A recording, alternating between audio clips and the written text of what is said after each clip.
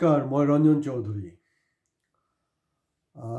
আপোনালোকৰ চাগে নিশ্চয় মনত আছে 2014 বেছি পুৰণা কথা নহয়।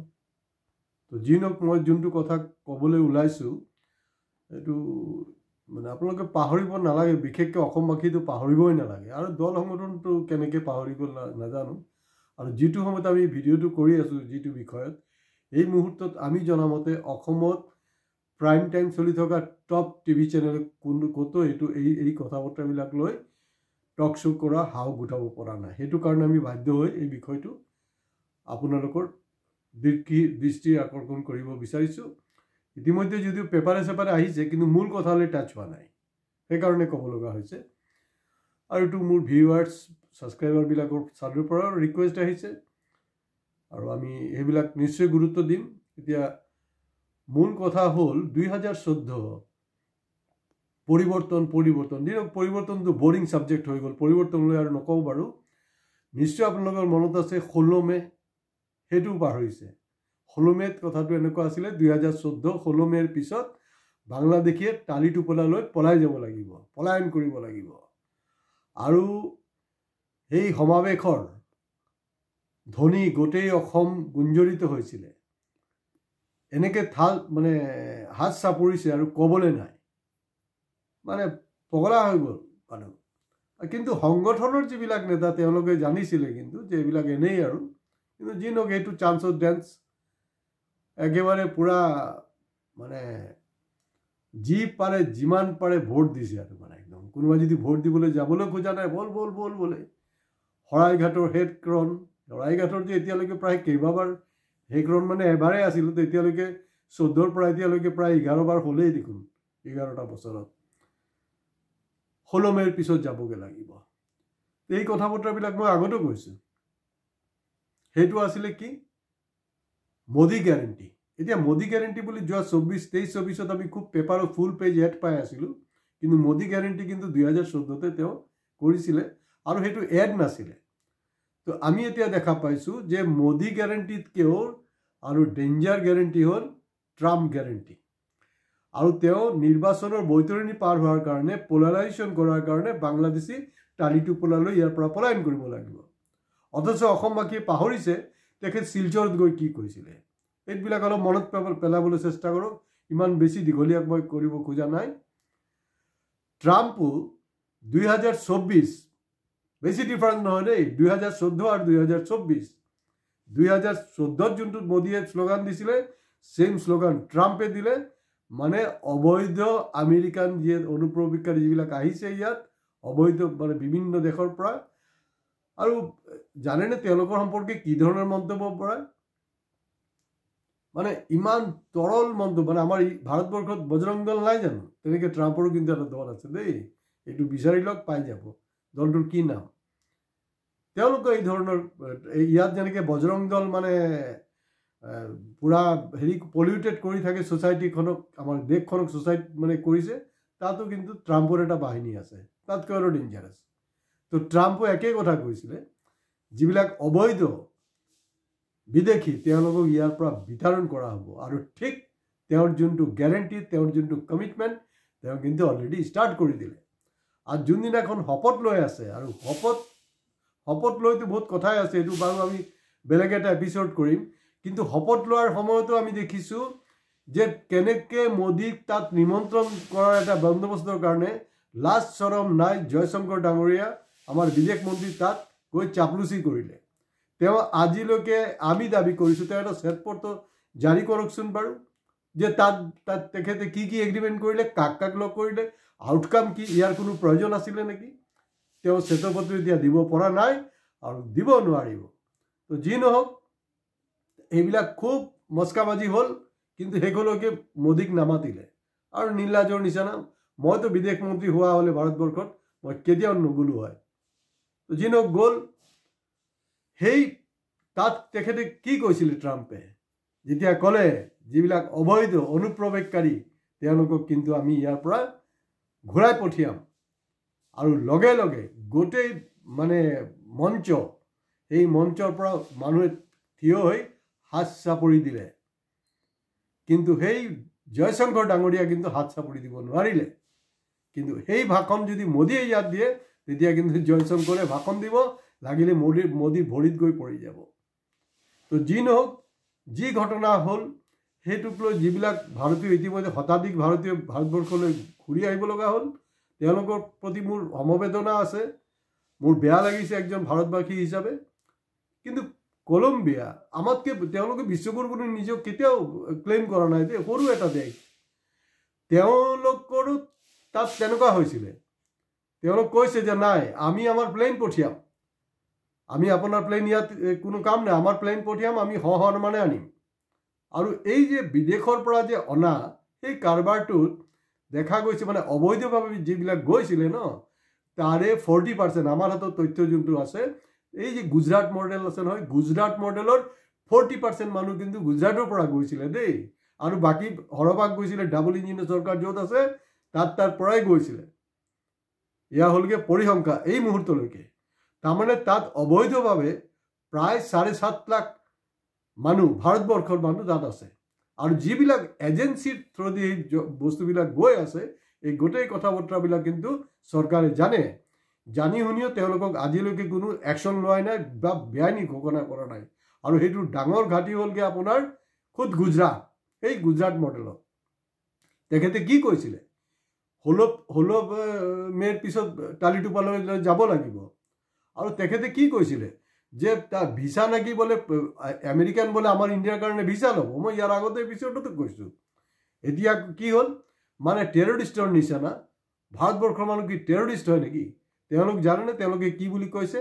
তেওঁলোকে কৈছে যে মানে নৰকৰ যোনটো যন্ত্ৰণা, সেই নৰকৰ যন্ত্ৰণাটো কিন্তু আমি পৃথিৱীত থাকিয়ে অনুভৱ কৰিছোঁ। কাৰণ তেওঁলোকৰ তাৰ পৰা আমেৰিকাৰ পৰা ইণ্ডিয়া অহালৈকে, মানে ৰিলিজ পোৱালৈকে, ইণ্ডিয়াত যেতিয়া এয়াৰপৰ্টত এৰিলে তেওঁলোকক, টোটাল প্ৰচিডিংছতে 40 ঘণ্টা।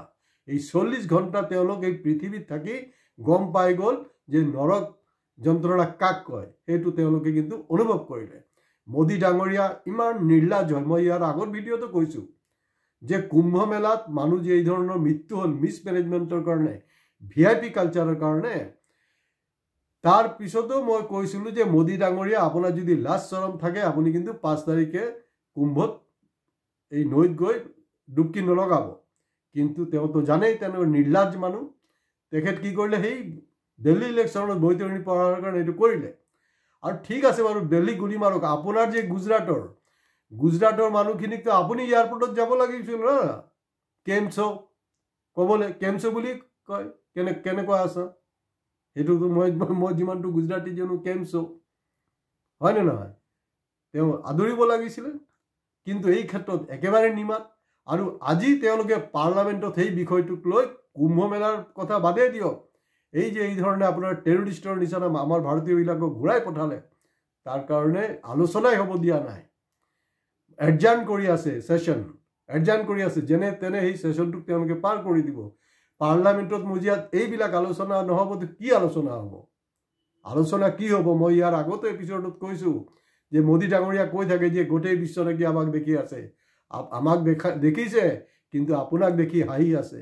ভাৰতবাসীৰ প্ৰতি তেওঁলোকৰ এতিয়াও এটা সন্মান আছে, ভাৰতীয় বুলি কওঁতে বেলেগ আছে কথাটো। কিন্তু সেইটো যি হ'ল, এইটো এটা অমানৱীয় ঘটনা হৈছে। কিন্তু ইণ্ডিয়া আৰু জয়শংকৰ ডাঙৰীয়া চব জানেই। আৰু তেওঁৰ নীলাজৰ নিচিনা আকৌ পাৰ্লামেণ্টত কৈ আছে না, এইটো তেওঁলোকে যোনটো কৰিছে এইটো আমি ছাপোৰ্ট কৰি আছোঁ। মানে কি ক'ব, লাজ চৰম খাই পেলালে। আৰু মানে এইটো মানে এনেকুৱা, এতিয়া এই খালি কপাল ভাল, এই মুহূৰ্তত খালি আপোনাৰ নেহেৰু আৰু ইন্দিৰা গান্ধীৰ ৰেফাৰেঞ্চ দিব পৰা নাই। হয়, অলপতে পাইছোঁ গদি মিডিয়া দি আছে যে মনমোহন সিঙৰ সময়ত নেকি কিমান মানুহ এনেকৈ উভতাই পঠাইছিলে।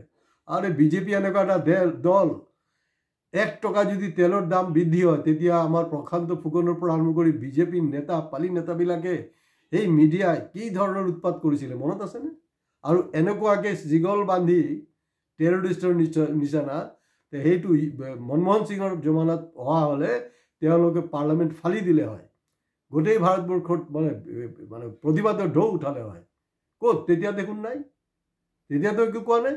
এতিয়া ক'ত খালি ইমান বছৰ, আজি 11 বছৰ পাছত এনেকুৱা এটা ইছ্যু আহিলে য'ত নাকি ইন্দিৰা গান্ধী আৰু নেহৰুৰ কথা ক'ব পৰা নাই কিন্তু এইটো এতিয়া মনমোহন সিঙৰ যাতে মানুহ এইবিলাক বুৰ্বক বনে আৰু মানুহটো ৰেডি হৈ আছে বুৰ্বক বনিবলৈ মানুহ বুৰ্বক বনিবলৈ কুম্ভক লৈ আমি অলৰেডি এটা এপিছড কৰিছোঁ আমি পিছত এপিছডত আৰু গোটেই কথাবিলাক ব্যাখ্যা কৰিম হয় আৰু এটা বস্তু মনত পেলাব বিচাৰি আছোঁ আপোনালোকক 2022 যিটো সময়ত ৰাছিয়া ইউক্ৰেইনৰ যুদ্ধ চলি আছিলে আৰু সেইটো সময়তে ইউপিৰ ইলেকশ্যন আছিলে তাৰ পৰা আমাৰ যে ভাৰতবৰ্ষৰ যিবিলাক ল'ৰা ছোৱালী তাত পঢ়া শুনাৰ কাৰণে গৈছে তেওঁলোকক ৰিটাৰ্ণৰ কাৰণে কি কৰা হৈছিলে তেওঁলোকক ৰিটাৰ্ণৰ কাৰণে প্লেন পঠোৱা হৈছিলে কি অপাৰেশ্যন গংগা তাৰমানে প্ৰতিটা মানে নামাকৰণৰ লগত এটা পলাৰাইজেশ্যনৰ পলিটিক্স আছে তেতিয়া মন কৰকচোন মোদী ডাঙৰীয়া সেই যে ছাত্ৰবিলাকক যে উভতাই অনাৰ যোনটো ব্যৱস্থা সেই ব্যৱস্থাপনাত কি ধৰণৰ তেওঁলোকে ড্ৰামা কৰিছিলে কি ধৰণৰ পলিটিচাইজ কৰিছিলে সেইটো নিশ্চয় মনত আছে আকৌ চেক কৰক মোদী ডাঙৰীয়া সেই তাৰ পৰা ঘূৰি অহা ছাত্ৰ ছাত্ৰীবিলাকৰ লগত মন কি বাতো বহিছিলে কেলে বাৰু তুমি এতিয়া এই যে আমাৰ যে ভাৰতীয়বিলাক উভতি আহিল তেওঁলোকক লৈ মন কি বাত কেলে কৰা নাই এই দুটা দৃশ্য অলপ মনত পেলাক দেই 2025 আৰু 2022 কিমান ডিফাৰেঞ্চ এইবিলাকো ভাৰতীয় আছিলে আৰু এওঁলোকো ভাৰতীয় আৰু এই যে যোৱাৰ যে এটা পদ্ধতি যোৱাৰ পদ্ধতিতে কিমান মানুহ যে মৰিছে পাহাৰ পৰ্বত নৈ সমুদ্ৰ পাৰ হৈ জীৱনৰ ৰিস্ক লৈ তাহাঁতি গৈ আছে সেই তেওঁলোকক লৈ কিন্তু কুম্ভ মেলাক যে মানুহ মৰিলে অদৃষ্ট হৈ মিছমেনেজমেণ্টৰ কাৰণে সেইটোক লৈতে এতিয়ালৈকে পাৰ্লামেণ্টৰ মজিয়াত কিয় হিন্দু ৰাষ্ট্ৰহে হিন্দু মানুহ তাত কি মুছলমান খ্ৰীষ্টান মৰিছিলে নেকি কুম্ভ মেলাত তাত এই মুহূৰ্তলৈকে পাৰ্লামেণ্টত মজিয়াত এটা শোক প্ৰস্তাৱ ল'ব পৰা নাই 1 মিনিটৰ কাৰণে কৰিব পৰা নাই এয়া হ'লকে অৱস্থা আজি পাৰ্লামেণ্টত সেইটো লৈ আলোচনাই হ'ব নিদিব অসমৰ যিজন অসমৰ নহয় গোটেই বিশ্বৰ চবতকে বুঢ়া যে ছাত্ৰ নেতাজন আছে ক'ত তেওঁ দেখোন আজি নিমাত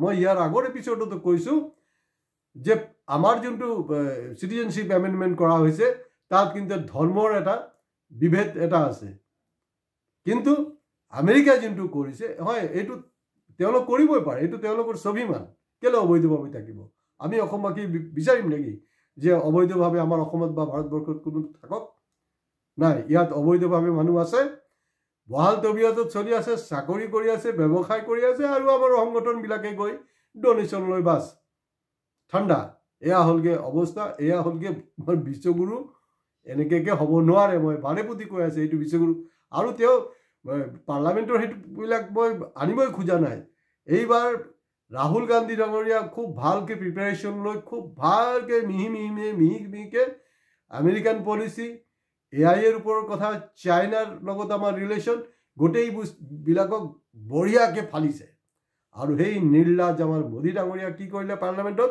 সেই কথা বতৰাবিলাকৰ উত্তৰ দিব পৰা নাই তেওঁ কৈছে नहीं आजकल कोई मेच्योरिटी दिखाने के लिए फॉरेन पॉलिसी के ऊपर भी बात करते हैं हाई আছে ইতৰৰ নিচাৰা তো এয়া কি প্ৰাইম মিনিষ্টাৰৰ শোভা পায় নে এইটো কেতিয়াও শোভা নাপায় গতিকে সেইবিলাক কৰিব নালাগে এই মুহূৰ্তত কামটো হ'ল যাতে ইয়াৰ পিছত আমাৰ প্ৰায় মই কৈছোঁ যে প্ৰায় 7.5 লাখ মানুহ তাত আছে এই মানুহবিলাক যাতে সন্মানে উভতাই অনাৰ কাৰণে ভাৰত চৰকাৰে ব্যৱস্থা কৰিব লাগে এয়া যদি নকৰে আৰু কি কৰিব তাৰ পিছতো যদি হিন্দু ৰাষ্ট্ৰ আজি সব চালিজাৰি চাওকচোন চেক কৰক দেই কেইখন হিন্দু আছিলে এই শতাধিক মানুহৰ ভিতৰত আৰু কেইখন মুছলমান আছিলে ঠিক সেনেকৈ পাব যেনেকৈ NRCত তেওঁলোকে ভাবিছিলে অধিকাংশ নাম মুছলমানৰ হ'ব কিন্তু দেখা গ'ল যে 90% নাম হিন্দু তাতো একেই অৱস্থা গতিকে এই ধৰণে হিন্দু ৰাষ্ট্ৰ নহয় হিন্দু ৰাষ্ট্ৰৰ নামত ৰাজনীতি হৈছে